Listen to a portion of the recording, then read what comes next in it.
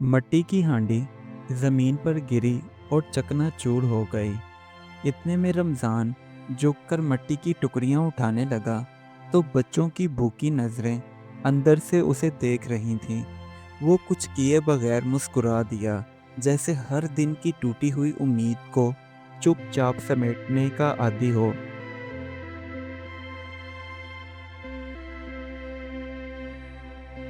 रमज़ान एक कुम्हार था और वो सिर्फ मिट्टी के बर्तन ही नहीं बनाता था, बल्कि मिट्टी को सांस भी देता था। मगर गुर्बत ने उसकी सांसें छीन रखी थीं।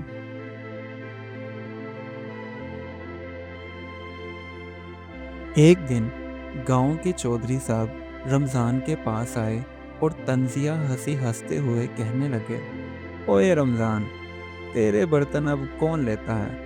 बाजार में तो चमकते हुए स्टील के बर्तन आ गए हैं। तेरी मिट्टी का अब कोई काम नहीं यहाँ। रमज़ान ने कुछ ना कहा, बस नज़रें झुका लीं।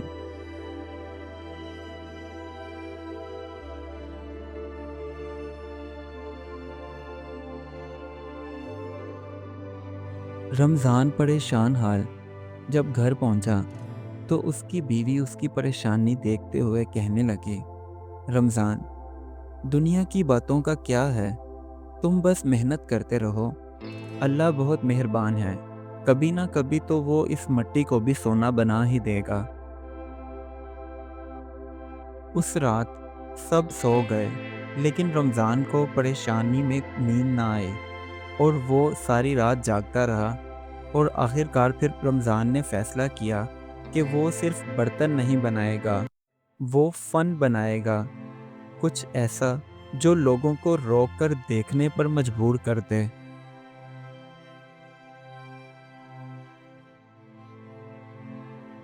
अगले दिन रमज़ान ने मिट्टी में रंग घोले, तस्वीरें तराशी और हर बर्तन को अलग अलग शनाख्त दी।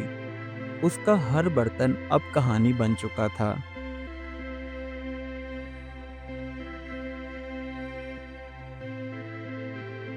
एक दिन शहर से आया एक अजनबी रमज़ान के रंगीन बर्तन देखकर रुक गया और कहने लगा, क्या ये तुमने बनाए हैं?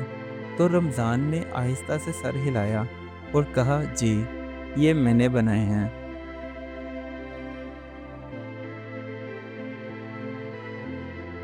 उस अजनबी शख्स ने रमज़ान को एक कार्ड दिया और कहा, शहर में एक बहुत बड़ा आर्ट फेस्टिवल हो रहा है। तुम्हारे बर्तन वहाँ ज़रूर जगह बनाएंगे, इसलिए तुम वहाँ लाजमी आना।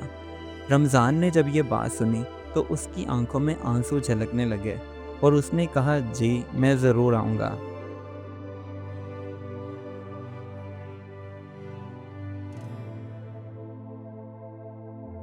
जब आर्ट फेस्टिवल का दिन आया तो रमज़ान शहर जाने के लिए तैयार हो गया। गांव वाले चुप थे, कुछ ने रश्क से देखा तो कुछ ने रमज़ान का मजाक उड़ाया। मगर रमज़ान अब उन बातों से बहुत बुलंद हो चुका था।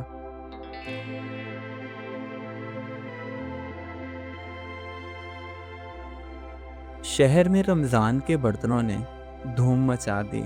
हर कोई कह रहा था, ये मिट्टी नहीं, जज्बा है।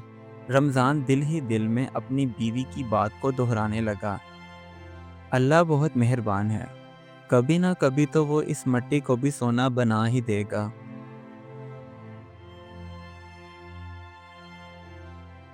रमज़ान को बेहतरीन दही कारीगर का अवार्ड मिला। वो स्टेज पर खड़ा था, मगर दिल में वही झोंपड़ी और बच्चों के भूखे चेहरे थे।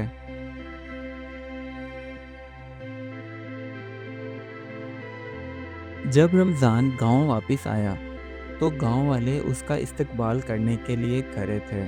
जो कल तक हंसते थे रमज़ान पर, आज उसी के लिए तालियां बजाने पर मजबूर थे। शहर से कामयाब होकर लौटने के बाद रमज़ान ने अब हुनर बांटने का फैसला किया।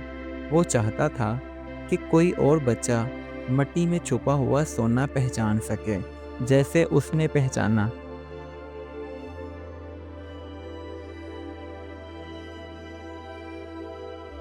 एक दिन गांव के चौधरी साहब दोबारा से रमज़ान के पास आए।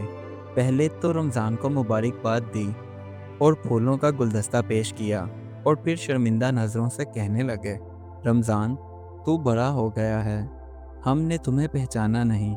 तो रमज़ान मुस्कुराया और कहने लगा, अब पहचान लो, ये मट्टी बोलती है।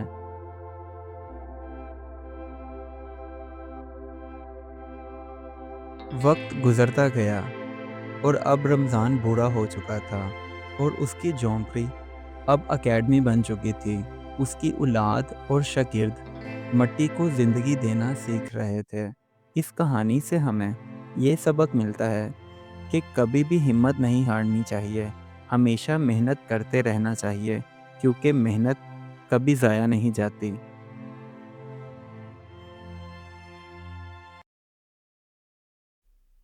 Do like my videos and don't forget to subscribe my YouTube channel. Also press the bell icon.